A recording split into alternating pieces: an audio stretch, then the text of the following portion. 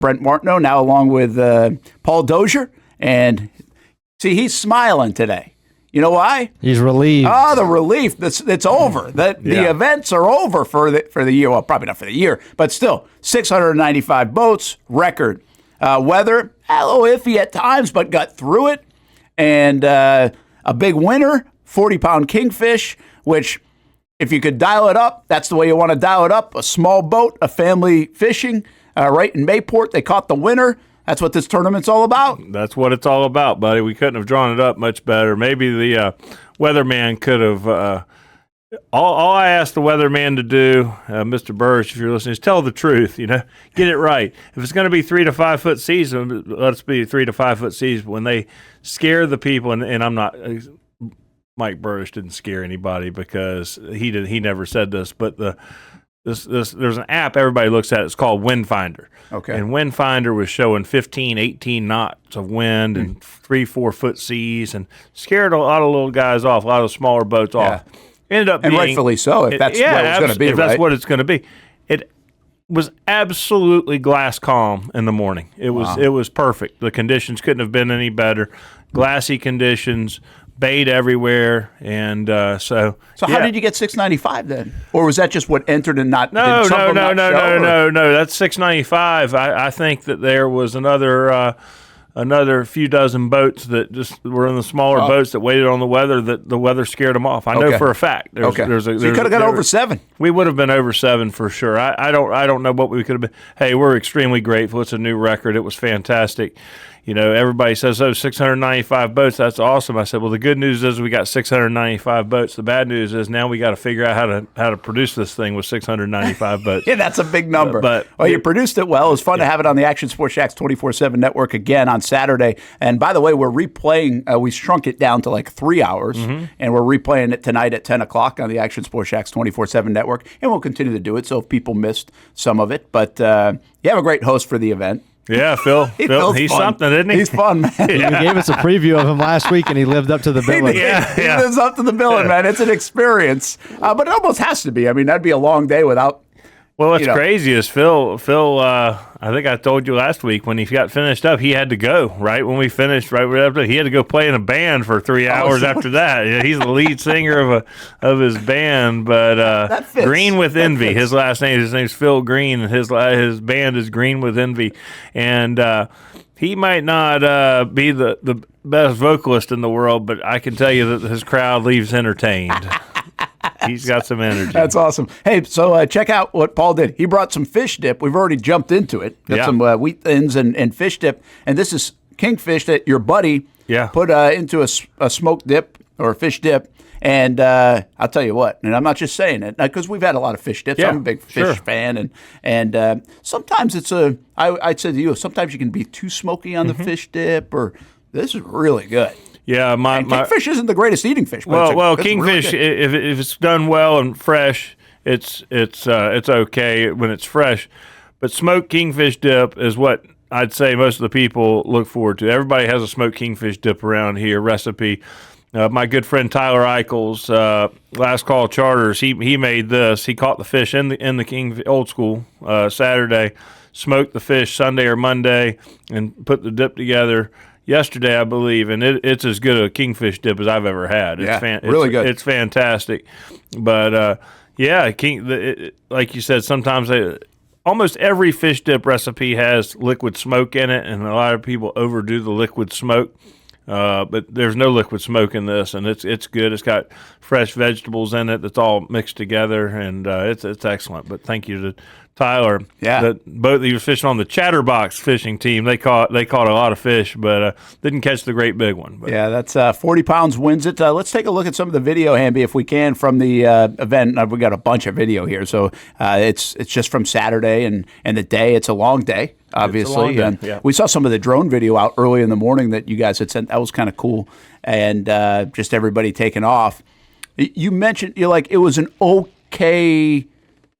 It was a good day, but it was an okay day in terms of how many fish were caught, right? Do I have that right? Yeah, just so you know, that looked like 15, 18 knots of wind there. That's during the thunderstorm was approaching right there. That's the afternoon thunderstorm, which is every day in Florida. That was when everybody's kind of coming in anyway, and the fishing's about that. Right. We can see we have a couple rain jackets on here and stuff, but no, the fishing, so there's a thing this time of year that happens. It's called a thermocline, which is a upwelling of cold water.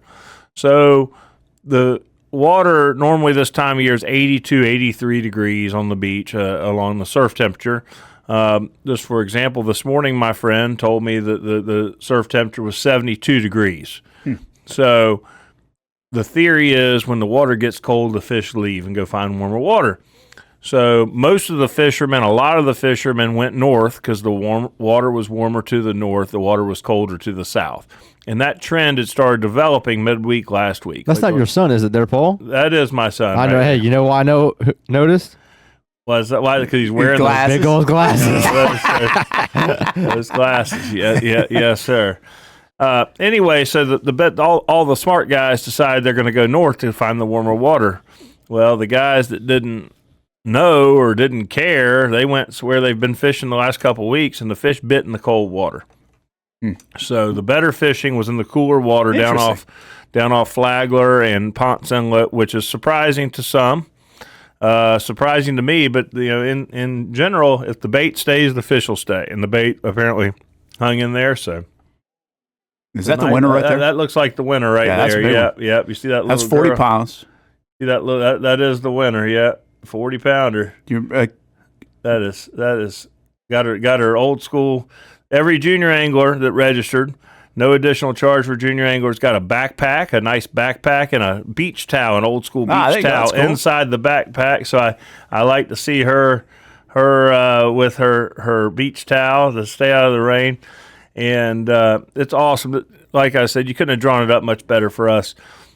Jeremiah Bush and his family, his wife and his 6-year-old daughter, and his best friend, and I apologize for not knowing his name, fishing in a 20-foot Key West small boat, literally less than a mile from the jetties of Mayport, caught that fish.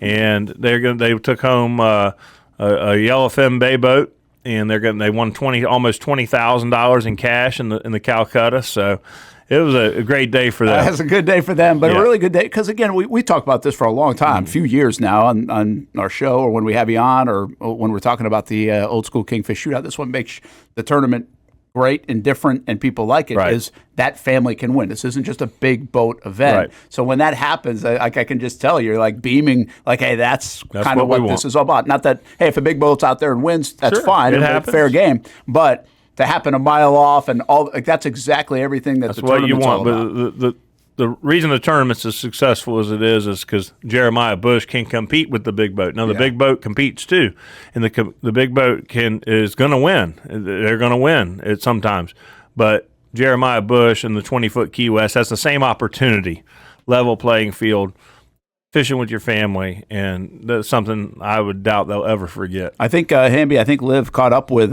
Jeremiah. I'm not sure you got that handy or can get it in the next minute or two. Will he keep that, do you think? Or because you can kind of cash that in as well, I haven't talked to him about it.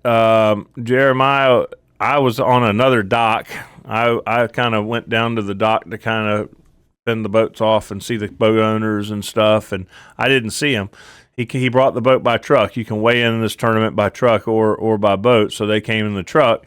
So I didn't even talk to him until I talked to him on the phone Saturday night. He took a polygraph test Sunday morning. Then that's right, the lie detector test. Yeah. He passed with flying. Yeah, no problems. Dang, I wish I'd asked you about that. I forgot about that. And so at the awards, he was gracious as ever and awesome. Took some great pictures, but. I haven't talked to him what his plans are for the boat.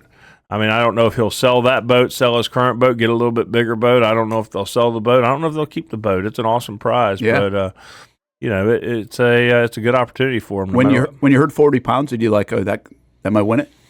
Or were you like, because when did that happen? It was early. I would have bet 695 boats. I kind of would have thought maybe a little more, but You don't know, a 40-pound kingfish on the beach, man, you've always got a chance. Yeah. That's a good one. That's a good one. We have Jeremiah? Yep. All right, let's hear. Olivia Tasley was out there on Saturday afternoon down St. Augustine, and she caught up with the winner.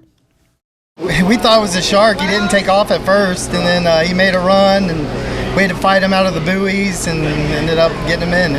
We were all high-fiving and had a great time. Did you catch him early on, or was he one of the last fish? Caught him about, I think, 8:45, so we caught him pretty early.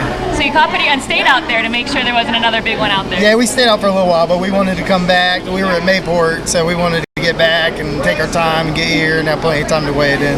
Did you hand off the fishing rod to anyone, or was it you the whole time? Just me, just me. How long do you think you had fought? Maybe 15 minutes. Okay. And talk to me about this event and what it means to a community like this. It's awesome. We always look forward to it. Our group, same group fishes it every year. We all look forward to my dad's on his way here with a good fish. So it's fun for the community. Kids love coming out and doing it. So it's our favorite time of year. They'll be coming back for decades now, man. That's for sure. That's pretty cool. Good stuff. And that's part of the kingfish fun, right? It's interesting. He said he thought it was a shark because it must not have run right away.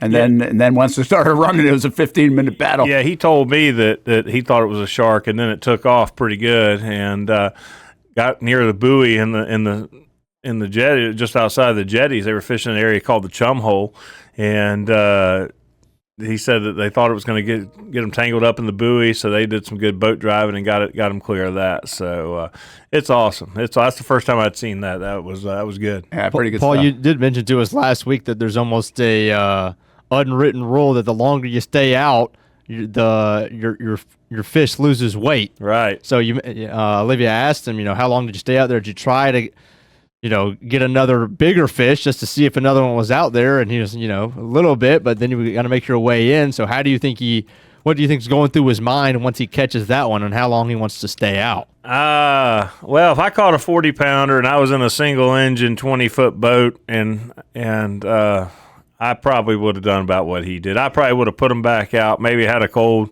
Miller Lite, something along those lines. Maybe called my buddies and say, hey, man, we got a good one, At 8:45, can you make a Bloody Mary on a boat? Oh, you dang right you can, buddy. You catch a fish like that in a tournament like this, you can do whatever. But yeah, I think he played it just right. I think they weighed the fish around 330, something like that. You don't want to, especially if you're coming by truck, you don't ever know, man. There could be you could get a flat tire. You don't know. You don't know. Give yourself plenty of time. You got a fish like that, just make sure you get it to the scale. Yeah, that's pretty interesting. Junior angler and lady angler divisions went well as well. Yeah, so obviously we saw a ton of kids and ladies out there. I ended up getting held up coming here because of a little bit of traffic, but I've got some pictures of the lady and junior angler. Kristen Malin, Ed Malin's wife, won the lady angler, and they caught a 35. She caught a 35.6 pounder. The junior angler, top junior angler, was also a young lady, and she caught, I believe she had a 30 some odd pounder, 34 pounder. But yeah, every division was great. The juniors, the participation. We had over 400 ladies and over 400 junior anglers participated in this tournament, which is beautiful. What fishing fun for the whole family is what we try to say. That's what we've been saying for the last couple of months, and awesome. You lived up to it. That's for sure. Hey, let's do this. Take a time out here on the show. Brent Martineau Show, Action Sports Shack's 24/7 Network. Spending time with Paul Dozier. Our Let's Go Fishing segment extended a little bit to recap the Old School Kingfish Shootout presented by Nimnik Buick GMC, by the way, our Let's Go Fishing segment, and also ArmorGuard Exterior. And we'll hear from our fishing tip of the week coming up in just a bit. Also, check in at the Palms from a couple Wednesdays ago, as that's a bi-weekly event that they had out there. They're continuing to do that on Wednesdays. We'll ask Paul a little bit about what's next now. Maybe for you, but also for everybody else that's fishing all summer. I mean, we're still at the infancy of all lot this going on in many respects. There's a lot of fishing. And we'll show some of the lady anglers and junior anglers and also the Nimnik Lucky Ticket winner. Oh, yeah. Because I know you had a bunch of those. That's still on the way. So we'll be back here on the Action Sports Shack's 24/7 Network. And, let's tease a little bit about what's coming up on our tip of the week. Captain Roger here with your Action Sports Weekly Fishing Report coming up. But before we get to that, we got Kelly Wilson with a nice snook on the release. Think you can release that snook? Oh, yeah.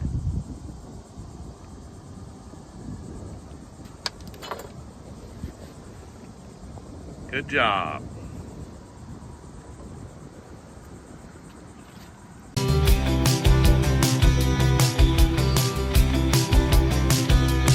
Welcome inside the ArmorGuard Exterior and Gutter Helmet Showroom. There's a lot going on, like glass exteriors, replacement windows, and down there we have the retractable screens and awnings, plus hurricane protection. Let's talk more about those gutters, and to do that, we bring in Kevin. He's the owner, he's the expert. Why Gutter Helmet? Well, Gutter Helmet's truly the only maintenance-free product. It lets the trash and debris go on the ground, the water wraps around and goes inside. Unlike filters, they sit on top of the gutters, and the trash and debris build up on top of filters, which requires maintenance. With Gutter Helmet, we're going to keep you off the ladder, the most dangerous thing in your garage. With Gutter Helmet, you'll never clean your gutters again. So get off the ladder and put on the helmet. Gutter Helmet. Get a free estimate at gutterhelmetofnorthflorida.com. You can also call 904-762-7779 or visit the showroom on St. John's Bluff Road in Jacksonville. Welcome back to the Brent and Austin Show, streaming on the Action Sports Jax 24/7 network. More with the Old School Kingfish Shootout, and it was a fun Saturday. And again, just a reminder, we are replaying about 3 hours of the event. I mean, it went for, I think on the Action Sports Jax 24/7 network, the Gemstone produced it, and we carried it for, I think, 3.5 to 4 hours, somewhere in there. And so we cut it down to about 2:55, and you can kind of watch the production back. And it includes like an interview with Travis Etienne, who was out there. That must have been cool, right? Etienne fishing? Yeah.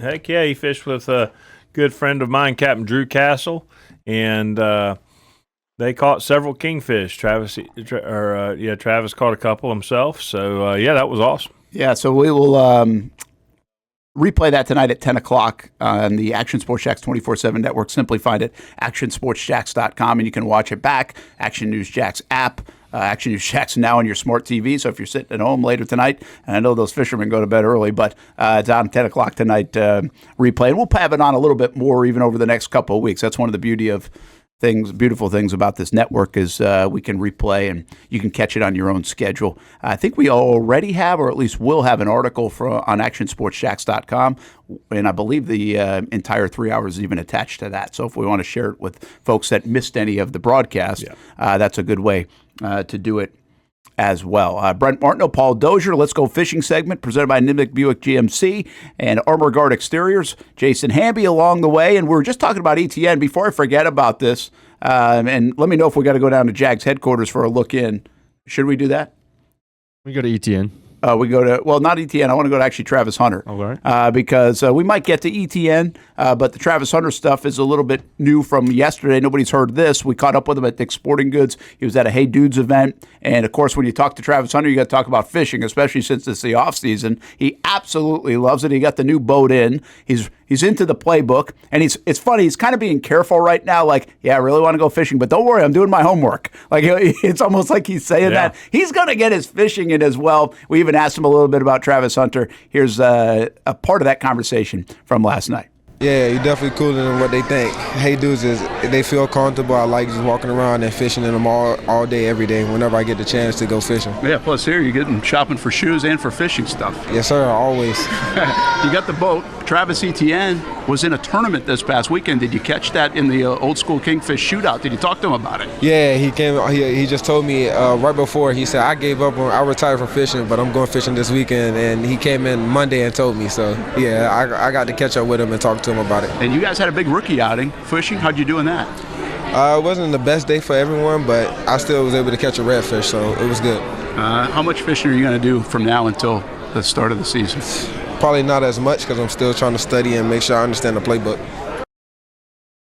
You gotta get that guy on the water, but he's gonna fish. He's gonna fish a bit. He's politically correct there, like you said. I agree. I think that they went fishing. The rookies, all the rookies went. Apparently, it's something they do every year.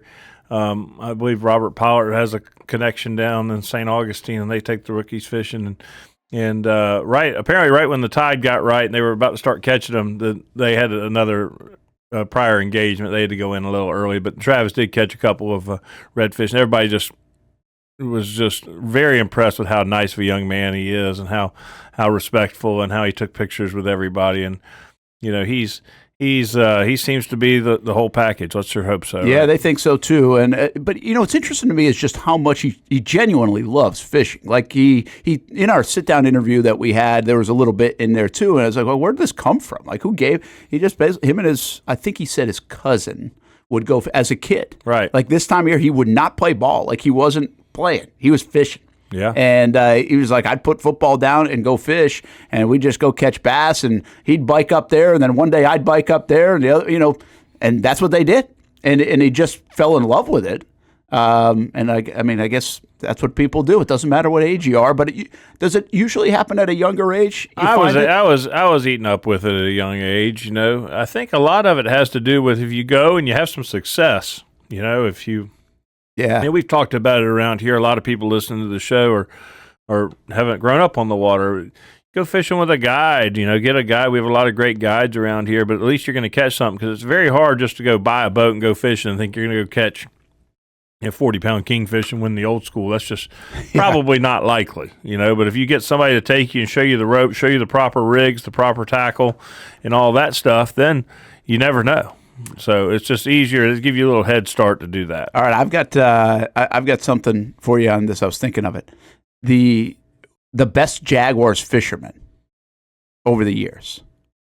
Like Etienne was out there. Obviously, Travis Hunter. Like how quickly before he becomes like you kind of know him as a football player, but you also in town or around Northeast Florida, you're going to see him out on the water. Like we think Logs likes to hunt and fish. Yeah, sure. Right. He actually probably likes to hunt more than fish. Yeah, he likes it all though. He's an outdoorsman. But so we know that about Logs. Right. I don't know if they knew that when he was a player, but obviously you know that now.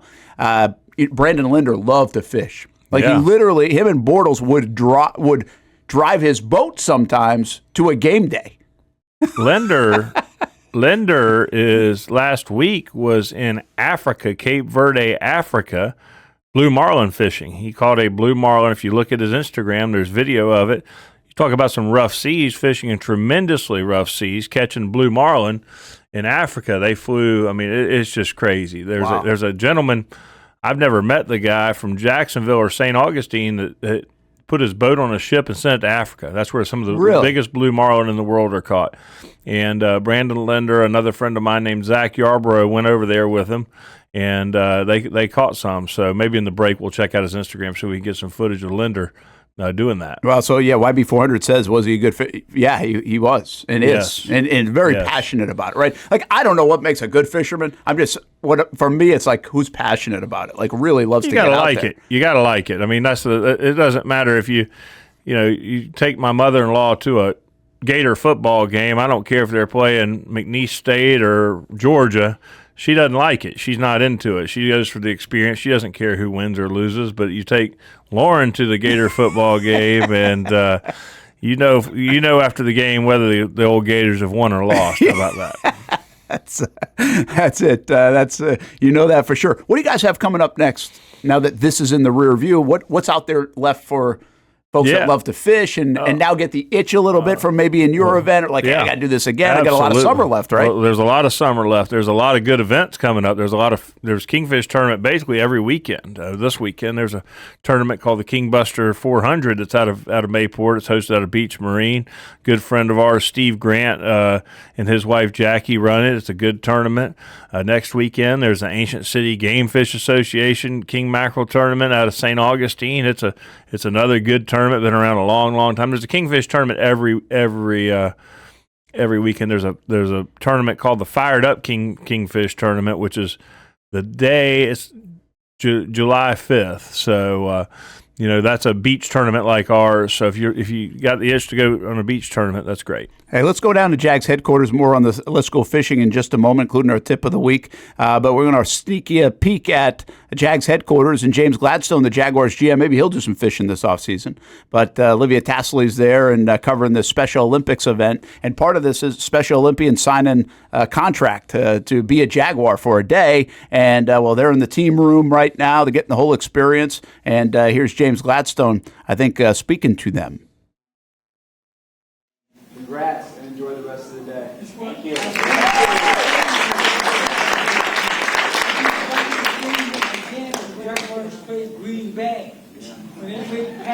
Get the yacht to show up again here this fall and produce in a way that you can be proud of. Again, guys, enjoy it. Appreciate it. We just saw the tail end of that with James Gladstone. That was very nice of him to stop by, and I got a little Packers fan question in there. I think he took a couple of questions after addressing them. And look, it's just a fun day down there. Now the Jags rookie class is going to be a part of this as well as they get on the field in a bit. Maybe we'll hear from one of the Jags rookies. It seems like Caleb Ransaw might be the guy today. So take the notes, sign on the dotted line. Jag for a day, along with the Special Olympics. That's a great event going on out there, and James Gladstone making it a special event for them, too, along with everybody else in the Jags organization. And we will have more on that tonight on CBS 47 and Fox 30 and through the rest of the show here today. Brent Martineau, Paul Dozier, Jason Hamby, thanks to Olivia Tasley for giving us a little bit of a peek in there at James Gladstone as well, as he continues to be a rock star. Yeah, man, he is. He really is. I listened to some clips from him on a show, maybe online. Serious, I think. And he's so much. I mean, we don't want to put the cart in front of the horse, but he just listening to him so much better than what we had before. I mean, my God. I love it because everybody's thinking it. Here's the thing. Okay, you get wrapped, you kind of move on, right? You get the next thing. This is what happens. Mm-hmm. It happens in my life all the time. I hardly sit back and reflect and look back at last week or yesterday. I just don't do it. I'm just like on to tomorrow or next month already. And I was talking to somebody at the Travis Hunter event yesterday. And I was just asking them a little bit about even season ticket sales and stuff and how that's going. And obviously they've had a lift with Travis Hunter and other deals. But, people in Jacksonville still a little bit more wait and see. How's this going to go early on? Plus they've got some good games to go to early on if you're a Jags fan. But it was once again a reminder somewhere in that conversation of what it was like on that Monday. Yeah. When Shad Khan said, hey, we're keeping Balky, firing Peterson. And then the flip to now, but even the flip like a week later, right? 10 days later, where we documented and had the shows and everything else, and everything really started to swirl. It's really amazing, that switch, that flip, like unbelievable. And we kind of compared it a bit to 2022, where the Jags were 3-7. And what we were discussing, just to take you really inside the conversation, is they were 4-8 at one time. And remember, Trevor almost gets hurt in Detroit. Yeah. And you think he's done for the year. It looked really bad. Yeah. And he comes out in the second half, and then all of a sudden, what happened after halftime? Now, they didn't come back and win that game. But what happened the rest of that season was like nothing you thought could happen at halftime of that game in Detroit. And I was there for it. And what happened in that 9 days when Balky was staying to when he got fired, like you just couldn't imagine we'd be where we're at today with all the buzz and the hype and Travis Hunter and everything else. It's really remarkable what we would be or could be talking about and what we are talking about. It's like everybody knew it but Shad. I mean, literally everybody knew it. I mean, I know some people within the organization, and everybody was shocked. Like, really? If you're going to fire, I mean, I think we all thought if they're going to fire one, they're going to fire Balky and keep Doug. True. And everybody's like, you got to be kidding me. But I guess somebody got to him at some point. I guess maybe he'd gotten tired of being the punching bag and said, well, maybe everybody's right. So just wild. It's pretty wild. And who knows if they're right? By the way, we don't know. We don't know. We don't know. I remember when Peterson came in, everybody's like, "Oh my gosh, this guy's going to be so much better than Marone." And he's won a Super Bowl, and hey, he did a good job. I mean, I don't think Doug Peterson's a bad coach. I think he probably got a little stale, and time for a change. But who knows? In 5 years, we'll probably all be sitting around here cussing Cohen. Let's hope. Well, not. let's be honest. Like the illustration of what we were just talking about is Hamby. Things change fast, man, in the sports world, right? Mm-hmm. Doug. I mean, I had a thank you Doug sign made after 2022. Like, Doug was on a pedestal. Dang right. Doug's like, holy cow, this is where it's going. Doug's 8-3 on a Monday Night Football game against Cincinnati. Number one seed. With a backup quarterback playing for Cincinnati. And here, and then look what happens. Oh. We just talked about the Detroit flip, right? Look what happens. We just talked about the Balky flip. Well, guess what? These are flips. Well, the Doug Peterson one isn't, but the other two flips were like the positive example of a flip. They were 3-1 in 2018, and look at the way that flipped. Yeah. Right? So this can turn on a dime. What we've really seen in Jacksonville in the last now 7 or 8 years is, holy cow, does it go one end of the spectrum like really fast? And something that we've mentioned a couple of times is, man, if you want to bet against a coach or a quarterback, you're going to be right 90% of the time in NFL at some point or another. You might not be right away, but at some point that coach is going to have a really bad losing season. He's going to get fired. It's just time's going to run its course unless you're Tomlin or Harbaugh or a couple other select coaches in the NFL. Reed, obviously one of them. Your time's going to come because the NFL's that hard. Yep. But I do think the interesting thing right away is to remember what you thought, like Paul, you mentioned, when the guy's hired and what it feels like. And I think this is what Gladstone and Cohen have done. Not to say that this is their motivation, but they are winning fans over by the way that they have been transparent and that they're actually communicating and talking from the fans' point of view, seeming relatable to the fans. Like, that stuff matters. We don't remember Balky well, even though tenure-wise, you might think he was bad, but if you look at the rest of the NFL GMs, he pretty much lasted as much as most of them do. Yeah, right? Yeah, he lasted. Yeah. Heck yeah. Right? So, yeah. But he's remembered much worse than his tenure and his on-paper resume would actually read because there was no relationship there. So, again, this has nothing to do with wins and losses on the football field, but to your point, when Gladstone and Cohen are due just in this couple months of the feeling and invigorating and hope and excitement around the team, like, people are going to remember that for a long time.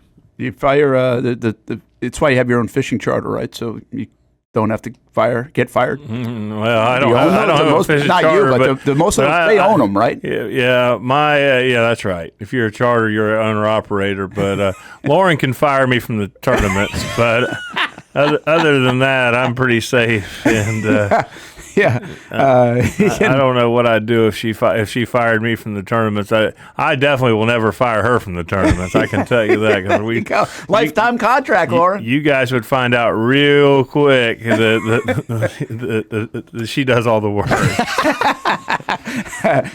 You already know it, so that's a good thing to start with. Absolutely. Right there. Paul Dozier with us. Let's go fishing, presented by Nindek Buick GMC and ArmorGuard Exterior. Let's get to our fishing tip of the week with Roger, Captain Roger. He's been helping us out over the last month or so and seems to be enjoying it. So what does he have for us this week on the show?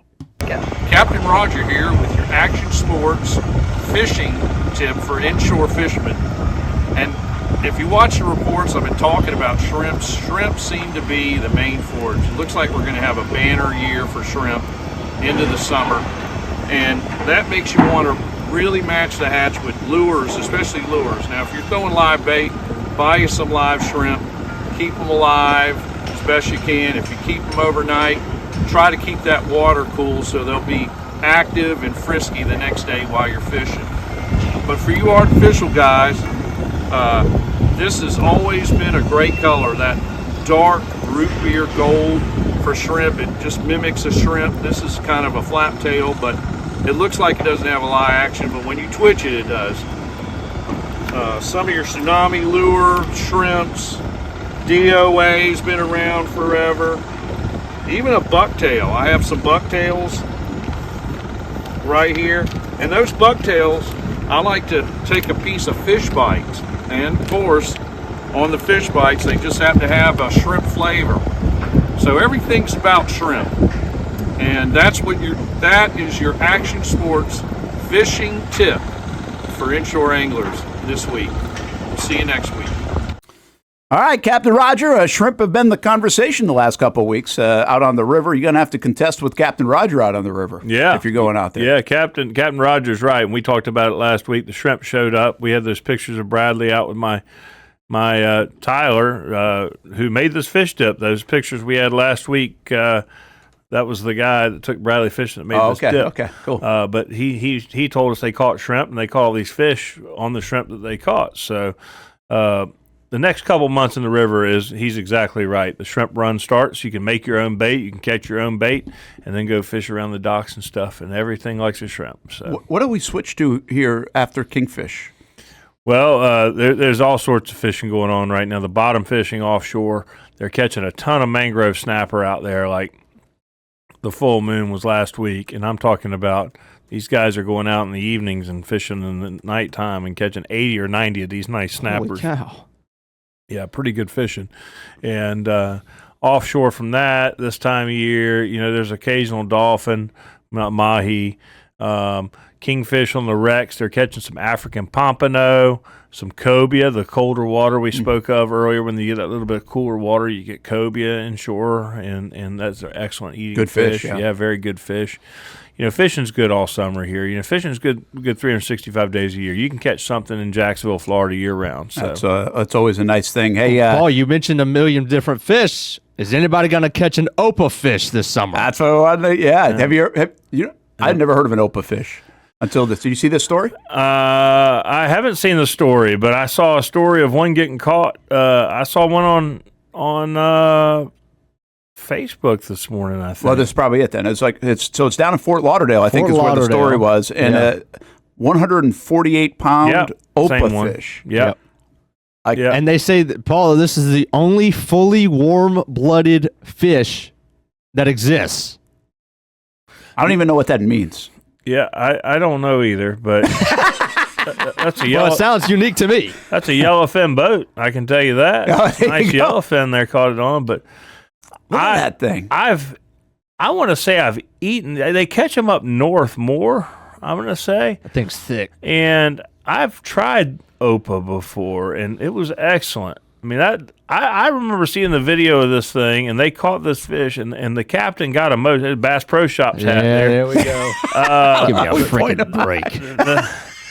The captain was so excited. And I mean, it's a very rare fish, and I think they caught it sword fishing, trying to catch a swordfish in deep water. Yep. And I guess it's so rare. I didn't know it was.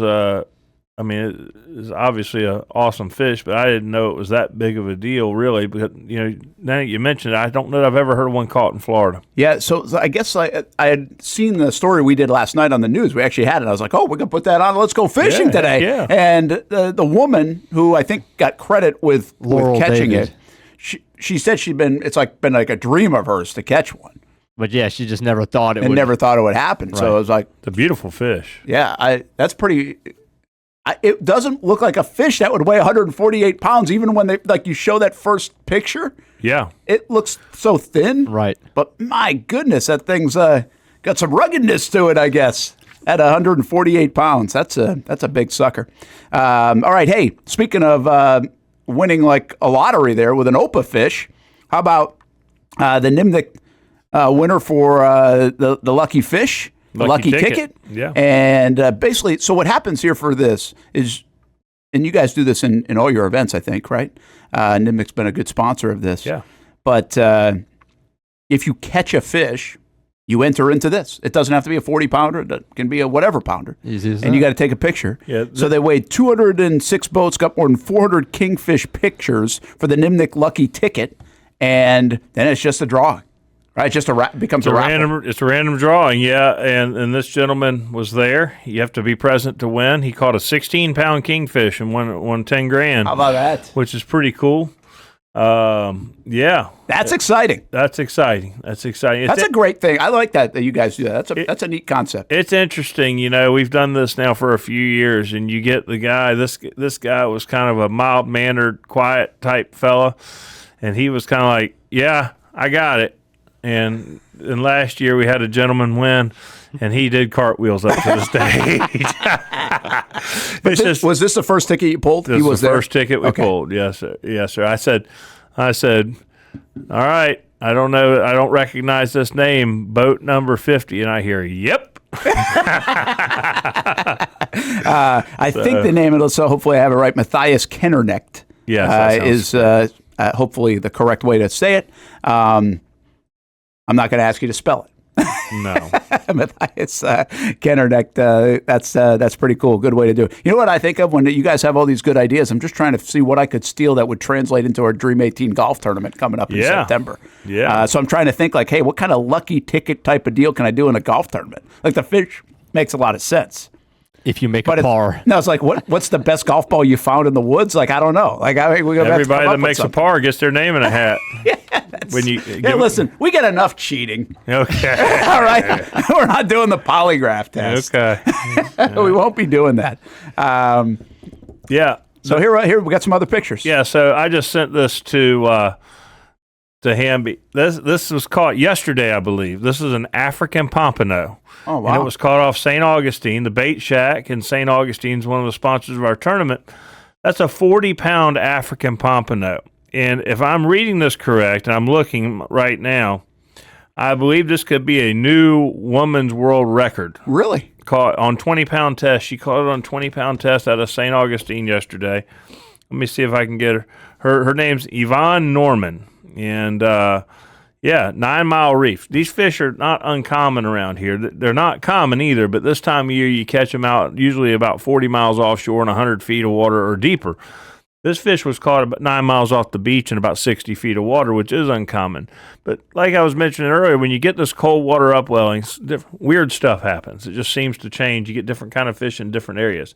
But that is one of the biggest African pompano I've ever seen around here. And that's a tremendous fighting fish. That's a great eating fish too. That's a heck of a catch for Yvonne there. So that's an interesting deal. So how do they figure out if it's a world record? Or well, there's record books. IGFA, International Game Fish Association, has world records, and there's a record for line class. So she caught that fish on 20-pound test. There's a ladies record for 20-pound test, 30-pound test, 50-pound test, on and on. So apparently that's the biggest one ever caught on 20. I don't know if it's going to stand because I imagine she caught it while she was kingfishing, which means it had a treble hook, and records can't be set with treble hooks. Interesting. Unless it's on a lure. That's why we have you here. Yeah. I mean, that's a wild technicality. See, the thing that I think about is whoever she was with there. I was like, well, how do you know? Why does she get credit for catching? Like, how do you know it's the woman that caught it? She reeled it in. So, but how do you know? Well, I don't know. I think there's some honor in fishing, just like golf, Brent. Okay. You know? Okay. Yeah. Hopefully, it's better in fishing. Yeah. Paul, I meant to ask you with the Opa fish, when something is caught that is that rare, what's the psychology and how do you decide whether you release it or bring it back? Because that was a really rare fish. Well, and I believe that she brought it in. It looked like they had. Like, is that going to be like a, that'll probably go on the wall. Yeah, I'm bringing that in. Yeah. Well, they also caught that fish. You're going to taxidermy that thing? Yeah, I would think so. And they caught that fish in probably 12 or 1,500 feet of water, maybe as deep as 1,800 feet of water, down towards the bottom. That fish was caught, I believe, and I'm not, again, I think. That fish was caught on an electric reel. Lingering Pittman's in the picture there. It's a big electric reel on the bottom. Usually if you catch a fish from that deep of water, the fish is dead anyway. When you get up. Swordfish are a little bit different because they swim up, so they can kind of decompress. But if you catch a grouper deep dropping, or even in a couple hundred feet of water, a lot of times their bellies are blown out and their eyes are popping out of their head, and it's not going to – they're done. The pressure works the same way for them too. Right, just like divers. Interesting. And that's why we have you on, Paul Dozier. Hey, before we say goodbye and let's go fishing, which has been a fun segment to recap the Old School Kingfish Shootout. Got a little fish dip today. Sorry to rub it in, but it's really good. Do you know Jason Hamby has never had fish? He's never had fish. I tell you, man. I mean, what are we doing here? Nobody in his family eats fish. We're going to get him a Bass Pro hat. That's official. That'd actually fit in with that group, given that fact. I mean, that's amazing. I don't think I've ever heard that. And you're not allergic. Now, some people are allergic, right, to shellfish and other things. My mom's allergic to shellfish, but she'd eat that, I can tell you. Yeah. I mean, I eat shrimp, but that's it. Ah, that's wild. Have you ever tried it, Hamby? You just scared of it? No, I've no, he kind of sounded scared of this. He did. He did. I think my daughter would have tried it first. I've had grilled grouper. That was pretty good. But it's. So you've had grouper? So you've had fish? Well, I've had it once, and it's it doesn't really count. It tastes like chicken because it's so charred. No, that counts. It counts. Okay. Now you just ruined the whole bit. I've had it once. Well, it was once. That's unbelievable, though. I mean, I don't know. You eat sushi? And you grow up around here. Do you eat sushi? No. Nope. No. Okay. I mean, I can see that. A lot of people don't eat sushi. Yeah, I know, but I'm just saying a lot of people don't think they eat sushi, and that's fish too. I mean, people. I mean, I don't know. Hey, you know how many times a day I say that about Hamby? Yeah. Yeah, quite a bit. Well, I don't see him much anymore, but yeah, I say that when he's on a regular basis. All right, man, thanks for bringing that in. Yeah. Congrats on the tournament. Thank Great you, stuff. guys. Hey, I'd like to just real quick, our volunteers and friends and volunteers make it happen. It's just unbelievable. It's hot down there, guys. and then we appreciate them. So yeah. Well, by the way, too, and Liv, I think did a story on this, but I know she caught up with Brian Braddock, head coach at St. Augustine High School, and his football team. I guess they've been going down there and helping volunteer. Yeah, for years, right? For years, yeah. And we take the fish that the fishermen catch, and we have a permit. And the permit is we sell the fish, and it has to be donated to a 501c3 charity, which St. Augustine Boosters qualifies for that. So we give them a portion of that fish. We give some to the Daly's Foundation as well. So, yeah, they come help. It's a good trade out. And, oh, my goodness, what a great guy Coach Braddock is, and his kids are – you can see why they're a disciplined, good football team, because he was getting on them because they were being lazy, sitting around watching he and I do all the work, and he'd jump right on them like, I'm going to run your butt in practice. He's a good coach. He's a good coach. Really good coach. And a great man, too, you can just tell. Yeah, very good. And that's good stuff. A lot of people winning down there during the big event, the Old School Kingfish Shootout. So great stuff. All right, man, have a good week. Rest easy and enjoy some more of that dip. I'm going to. Yeah, I'm going to leave it with you. I appreciate that. Thanks for bringing it in. We'll see you next week. Let's Go Fishing, presented by Nimbic Buick GMC and ArmorGuard Exterior. And speaking of, Kevin out at the Palms just about every other Wednesday. Jack, Sports News. How'd you guys do today? Good. We went out early, saw a bunch of fish. They weren't biting at first, and we actually got our two keepers in a 10-minute time frame. So caught a red and a trout within 10 minutes and ran back and made it before the cutoff. So that's a good night. So where you guys place? Second with 606. Yeah. So you guys recommend people come out and do this tournament? It seems like it's put together pretty well. For sure. Absolutely. Yeah, we love it. It's good. It's a short tournament, so it's not an all day. So you can get off work, you come fish, and you couldn't ask for a better Wednesday. All right, there you go. Kevin from ArmorGuard Exterior. He's even got the Action Sports Shacks hat on. I mean, these guys are doing their job out there. They're getting that Action Sports Shacks brand out at all the fishing camps and places. And always every other Wednesday, look, they took home some cash. You can, too. Look it up, the Palms. I know they have a Facebook page as well if you want to see a little bit more information on that.